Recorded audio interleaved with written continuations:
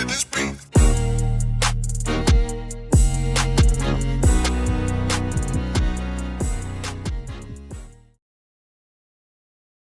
Welcome to another episode. Welcome to another episode of Gamecocks Talk with Captain Will. I am your man, Captain Will. Make sure you like, make sure you share, make sure you subscribe to Gamecocks Talk with Captain Will so I continue to bring you that gospel of Gamecocks every single day. Every single day, y'all. I want to thank everyone for tuning in. I appreciate the love. Thank you.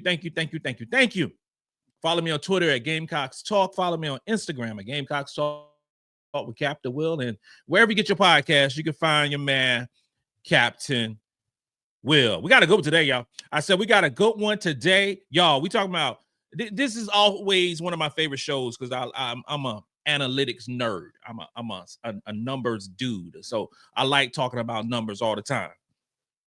And so after the UCLA basketball defeat, I like to see where the Gamecocks stand in terms of the record and the stats and all that good stuff. So that's what we're going to do today. We're going to see where the Gamecocks stand before taking on the Iowa State women's basketball team on Thursday, on Thanksgiving Day, 1:30 p.m., on Fox. So you got basketball, South Carolina leading the way on Thursday. Then you turn around and that right after the South Carolina game, then you got football. It was what the Cowboys and the Giants is just, family, football, and the South Carolina Gamecocks on Thanksgiving. Please make it happen every year. Just make it happen every year. I don't know what the powers that be can do to this, but having women's college basketball, and especially South Carolina women's basketball team on Thanksgiving just makes my day so good. Before we get started, Thanksgiving, day of family, day of love, day of all those things. Check on the ones who you might think they got everything together. Make sure you check on those because sometimes they're suffering too. Just a word to the wise. Word to the wise. All right, let's talk some basketball. In South Carolina, by every metric so far this season, is playing below expectation of last year. We can talk about this schedule, which has been tough. We can discuss that. Through 66 basketball games, we played 2 ranked teams. We play multiple Power 4 conference members. We played 3 teams in Quadrant 1. And Quadrant 1 means we just say the top tier competition. And Carolina record is 5-1. We dropped from number 1 to number 4 in the AP poll. The net ranking hasn't been released yet, so I'm not going to talk about that. And South Carolina has the second ranked strength of schedule so far this season. But despite those setbacks, so despite those numbers, because if this was any other basketball team, we talking about South Carolina, other than South Carolina, who's plateaued and crossed, surmounted every obstacle, 43 straight winning streak, that 5-1 record and number 4 in the AP poll would be good, but that's not our standard, right? Mm-mm. And we're just going to do some comparative numbers from this year to last year. Currently, our offensive rating is 39th in the country. Last year's offensive rating was 3rd. We see what our offense looks like. We see the difference between our offense this year and last year. Offensive rating of last year was 3rd, and it happened to be 114.9, and this year it's 108.2.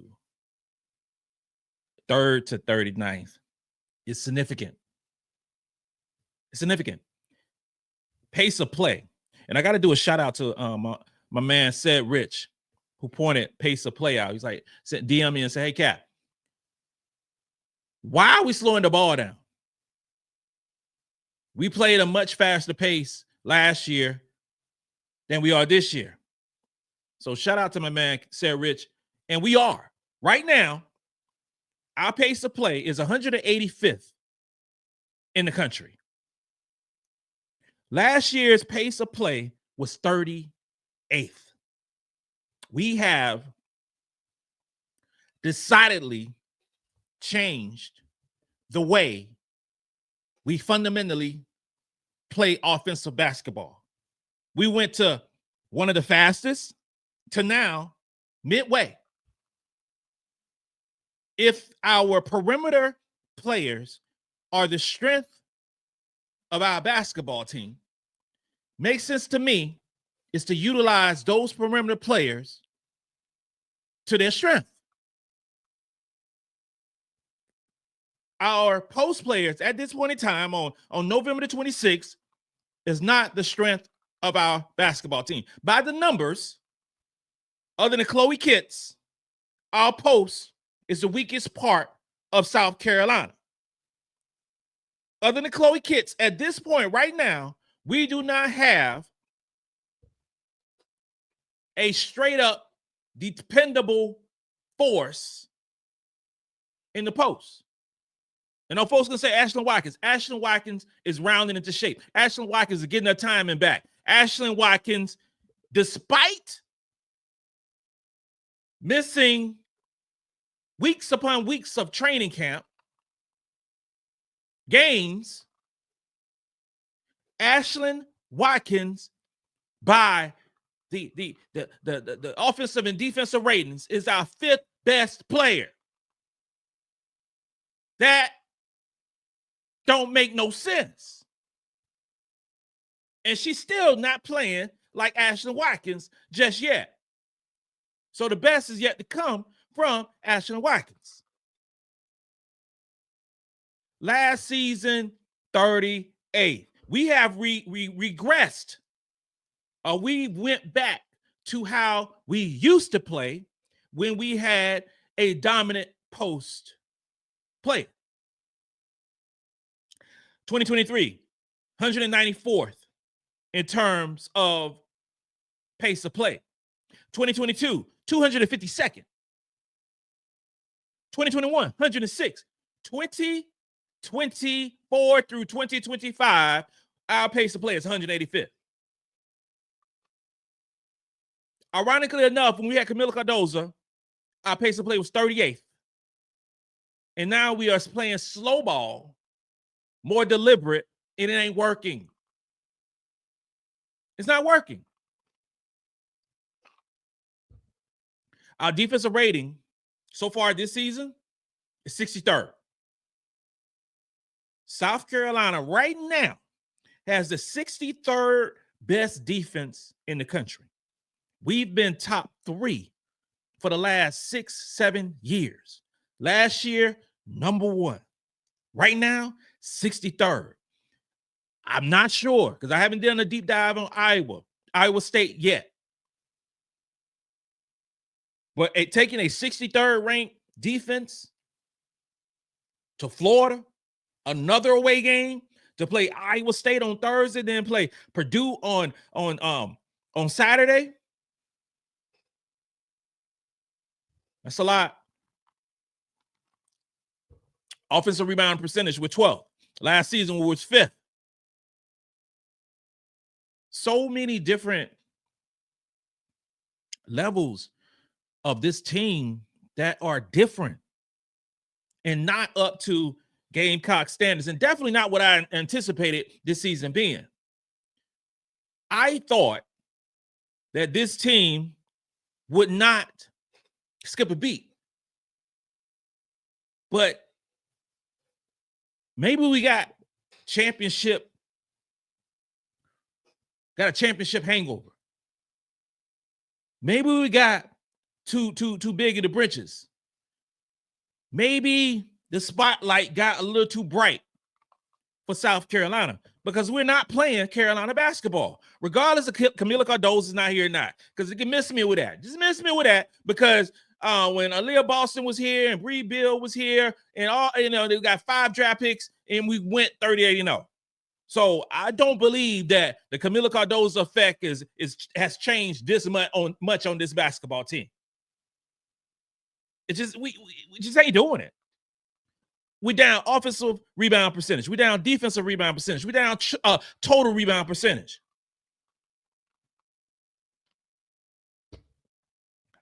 We're down assist percentage. Right now, currently, as it's constructed, South Carolina is 239th in assist percentage. Last season, we were 139th. We went down 100 positions. Is something wrong right now with our team? Steal percentage, a little better.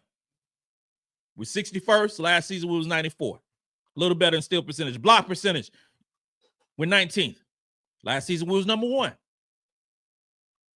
So in the advanced stats, we only better in one metric, and that's steal percentage.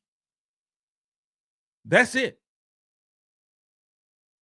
That's it. Team offense. Right now, we're currently the 89th best offensive team in the country. Last year was 4th. Our shooting percentage this year is 43.9%. Last year, it was 49.2%. And we aren't getting those easy baskets that we've gotten in the past because we don't have a post that can deliver easily. We don't have a post player that can get the ball, turn around, finish at the basket, boom. We don't have it just yet. So if you don't have it just yet, why are we playing outside in or inside out? Why I think we got to change this structure. And I'm not trying to overreact to this loss against UCLA and say, oh, we got to blow up everything. We got to change everything. Oh, we got to do this. We got to do that. We got to do that. Yo, we got a little data now. We got a little data. We got 6 games to look at right now. About to be 7 and then 8 games. We got some information now. We got some information that says, okay, this stuff ain't working. 2-point percentage. Carolina right now is 152nd in the country in 2-point percentage. Last season we were 18th. Last season we was 52.5%. This season we 46.6 in 2-point percentage because we're not getting easy shots. If we didn't have the smooth jump shooting of Tahina Pow, if we didn't have the smooth jump shooting of Tessa Johnson, our field goal percentage would suck. It really would. Which brings me to the 3-point percentage. Currently, we're 56 in the country. Last season, we was 30. We was currently 3rd. Pow is shooting super duper. Tessa is shooting super duper. Bree Hall is shooting 41%. Yo, that's it. The next closest one is MiLaysia Fulwiley at 33%, and she barely played last game. Like, we not shooting 36% from the field. I should say 36% from the 3-point line is good. And by Carolina standards, if we shot that way years past, that would be great for us, except for last year. But that was the Tahina Pow and the Tessa Johnson factor coming in. But I can't put too much shade on the 3-point shooting. My focus is the 2-point shooting. The 2-point shooting.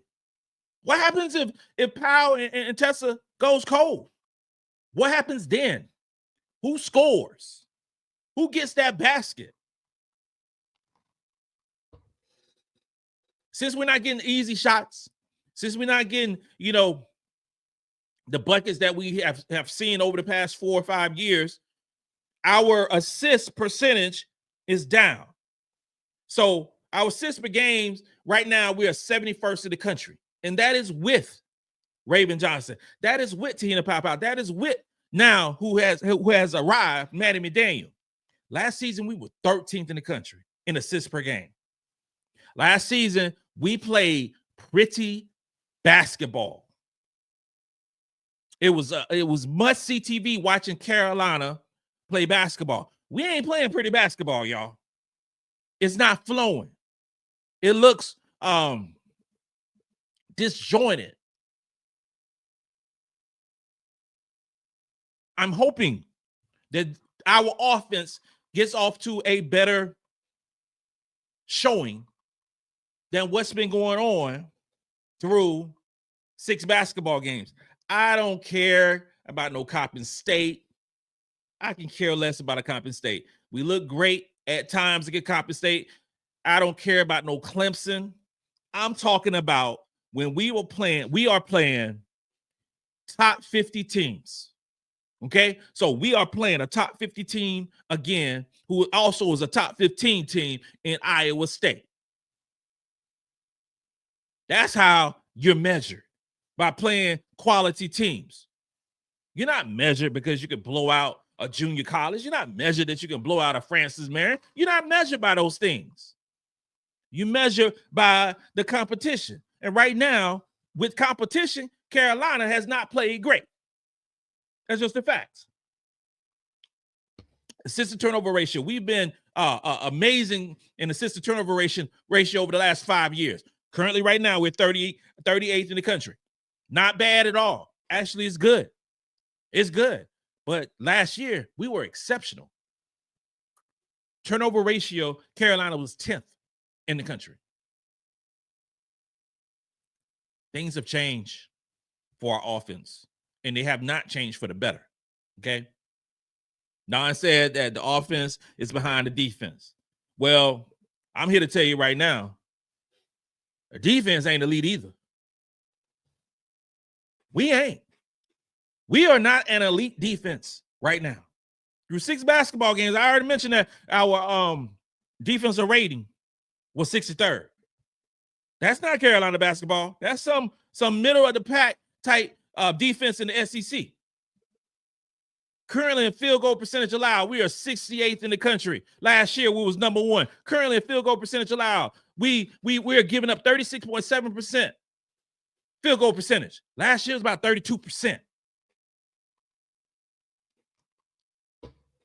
2-point percentage, we're solid. We're great. We're really good. At 17th in the country. Last year, we was first. The drop-off from 1st to 17th is large. The drop-off from 1st to 68th is large. The drop-off of 18th in 3-point percentage allowed to 314th this year is astronomical. We were giving up 27.3% from the 3-point line. This year, 36.6% from the 3-point line. We are not guarding the 3-point basket. We are not.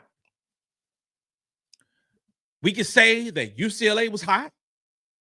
We could say that North Carolina State was hot.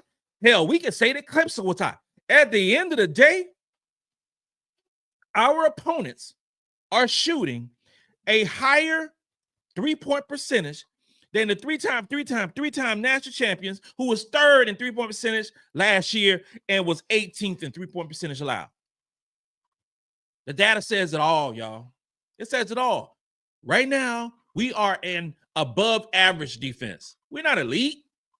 And if South Carolina cannot be an elite defense, it's going to be hard to repeat as champions. It's going to be hard. We got some soul searching to do. We got to go to the lab with a pen and a pad and get this thing right, because it's not looking. And I know we spoiled. I'm spoiled too. I'm spoiled. I'm sitting here in a red Solo cup drinking some strawberry lemonade. I'm spoiled. I'm used to winning. I'm a winner. We are all winners. But it ain't nothing wrong with losing. Make no mistake about it. Everybody got to take an L one time or another. But it's just about the way it happens. And we are looking at a different team from this team the last year, or this team for the last 5 years.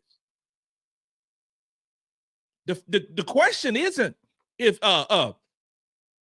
if we're going to go, undefeated for the rest of these basketball games. That's not the question for South Carolina, because the way we are playing right now through 6 basketball games, we're going to lose multiple games this season.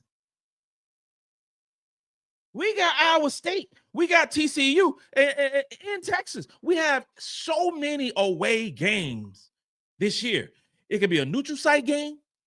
And a neutral site game is an away game. When we was out in Vegas celebrating, partying, and doing all those great things, that was an away game.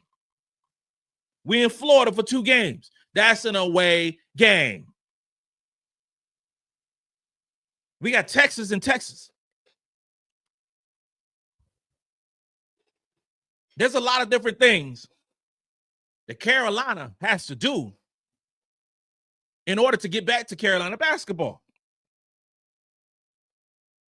Blocks per game, we're averaging 5.7. Last year, we averaged 7.8. Last year was first in blocks. This year, we're 14.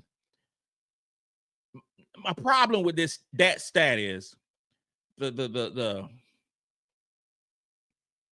was 3 players in the SEC for blocks per game. Okay.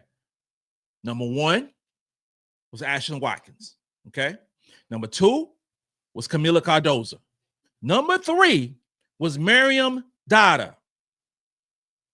Blocks per game.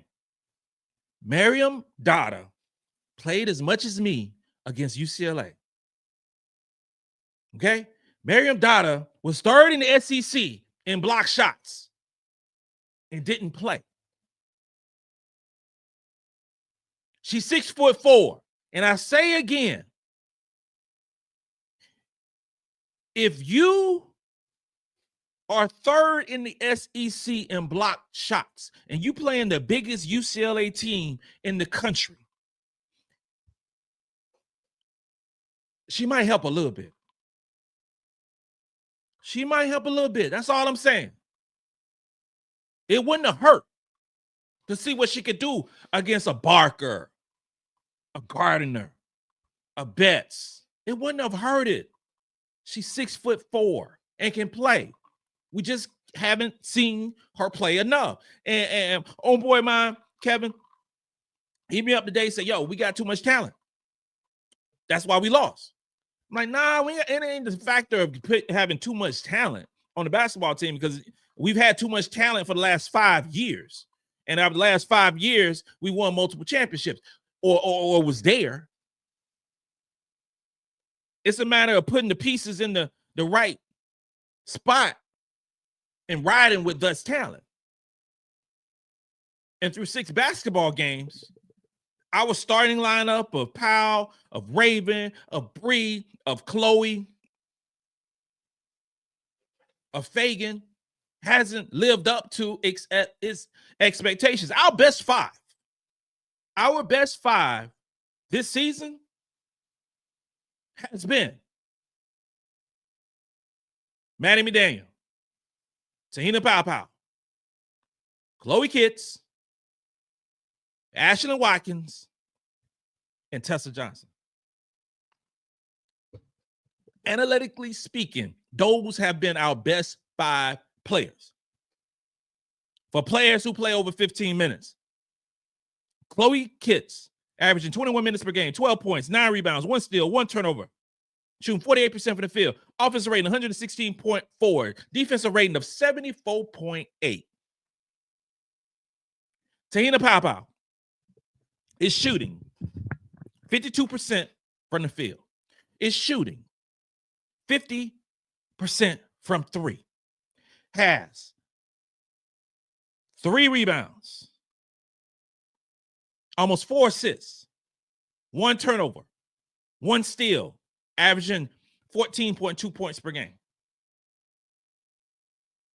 Those 2 are easy. Those 2 are easy. But it's those next 3. Because Watkins hasn't started it. Watkins ain't started the game. She's averaging 19 minutes, 7 points, shooting 48% of the field, 5 rebounds, 1 steal, 2 blocks, 1 turnover. Defensive rating of 71.4. Offensive rating of 110.9. That's Ashlyn Watkins. The combination of Chloe Kids and Ashlyn Watkins, that's 40 minutes right there, 21 minutes and 19 minutes.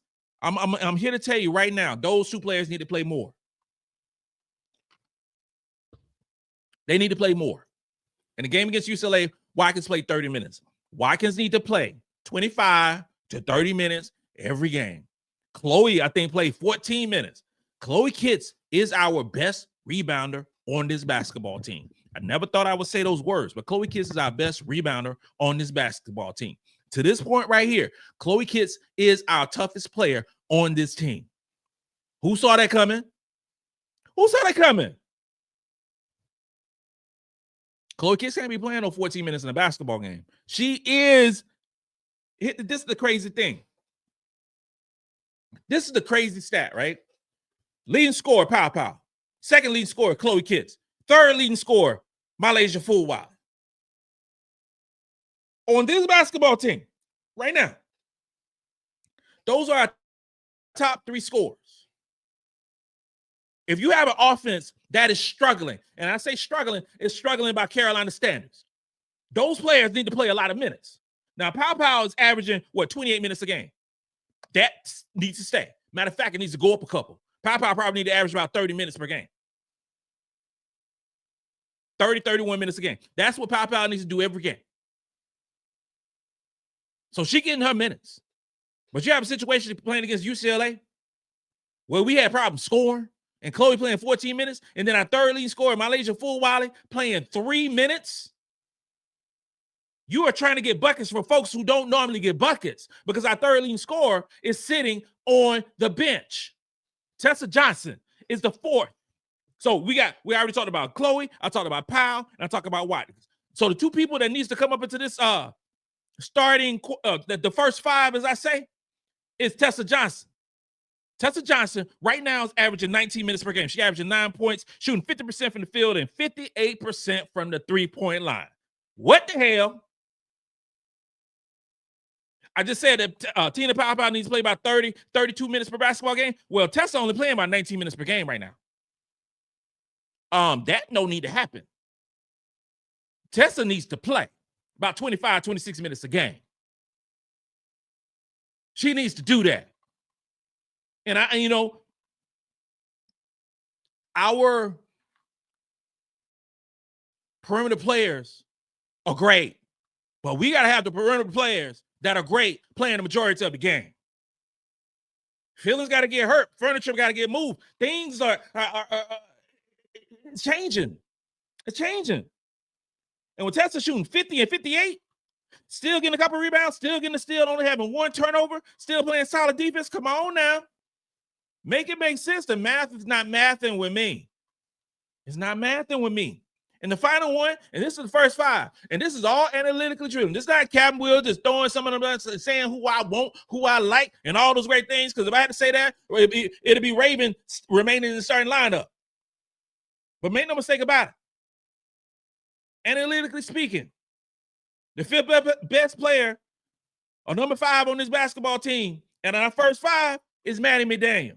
Maddy McDaniel is averaging 17 minutes, 4 points, shooting 55% for the field, getting a couple rebounds, getting 3 assists, 2 steals, less than 1 turnover, while having a defensive rating of 80.3. That is Maddy McDaniel. Her offensive rating, currently as it's constructed, is the highest on this basketball team. Why? Because she don't make no mistakes. Her offensive rating is 137.7. We need to have more Maddy McDaniel. That is the facts. I've mentioned before that I expect some furniture moving to happen on Thursday and on Saturday. If we want to get off to a better start, these are the 5 players that you need to start. These 5 right here. I guarantee you we will get off to a better start. I guarantee you. You literally have 2 of the best shooters in the country starting the game. Come on now. Come on. And then if we go because then first one off the bench is MiLaysia Fulwiley. First one. Your third leading scorer on this basketball team has to be MiLaysia Fulwiley getting minutes. Right now, she's only averaging 17 minutes per basketball game. I ain't no coach. I'm a soldier, right? But I know good and damn well that MiLaysia Fulwiley getting 17 minutes and averaging 11 points per basketball game. And that goes in with her offer the other night, shooting 44% from the field and 33% from three. I know with my own eyes that she needs to be on the court. Is she going to make mistakes? Yes, she's going to make mistakes. Why? Because she's the most sensational basketball player maybe in the country. She's going to make some mistakes. That's what she did in high school. But she also is going to get buckets. Last time I checked, we lost by 15 points, and we needed some buckets.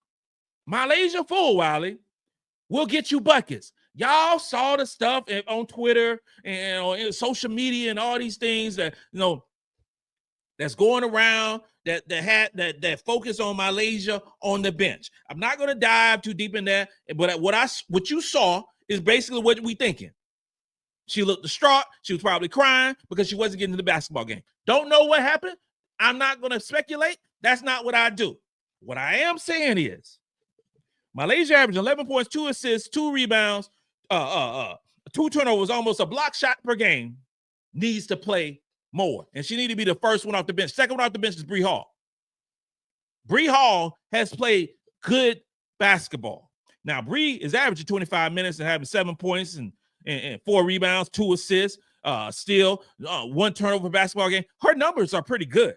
Not gonna lie about that. But her numbers in 25 minutes does not equate to the math ain't math in terms of 25 minutes. That's all I'm saying. That's all I'm saying. Some of those minutes needs to go to a Tessa. Some of those minutes needs to go to a Maddy. But her coming off the bench with MiLaysia Fulwiley, that's you giving something right there.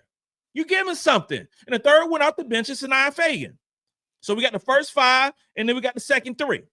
And for now, after games, that's what I'm going to do. I'm going to do my first 5, then my second 3. Sania Feagin's averaged about 16 minutes, having about 5 points, 4 rebounds, 1 block, 2 turnovers. Playing some really good defense. The defense is 79.3.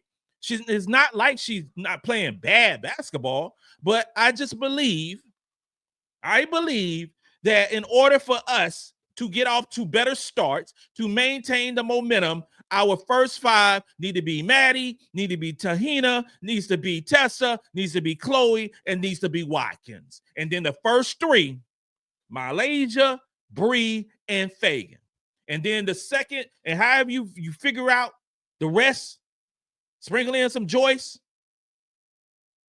continue to work hard in practice, do those things, sprinkle in some Dauda, however you want to do it. But those are, at this point right now, those are 8 best players. When Raven gets back to being Raven, then we have that conversation. But we got Iowa State right now. We got to have a whole lot of teams that are inferior to South Carolina to this thing go up and down. It's a fluid list. It's fluid list, and it's going to change accordingly. But, ladies and gentlemen,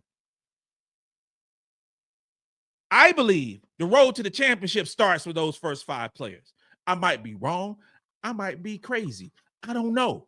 I might be crazy. I might be a little bit because, it's actually documented PTSD. But that's a whole other story for another day. But at the end of the day, I think some decisions got to be made. I think the coaching staff really got to have some heart-to-hearts with players and just I just believe it. I just believe it. I believe that with all my heart.